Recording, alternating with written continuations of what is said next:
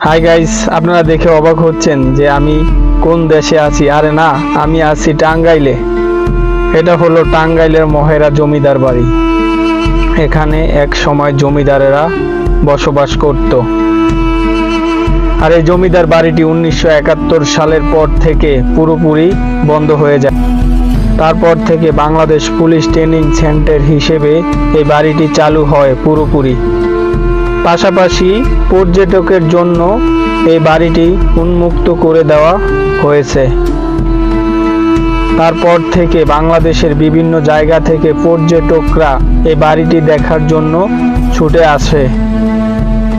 আপনারাও যদি এই বাড়িটির সৌন্দর্য উপভোগ করতে চান তাহলে যা করবেন, গাবতলী অথবা মোয়াখালী বাস টার্মিনাল থেকে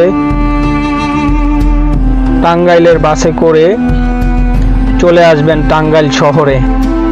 সিএনজি অথবা ব্যাটারি চালিত রিক্সা করে আপনি মহেরা জমিদার বাড়ি চলে আসতে পারবেন।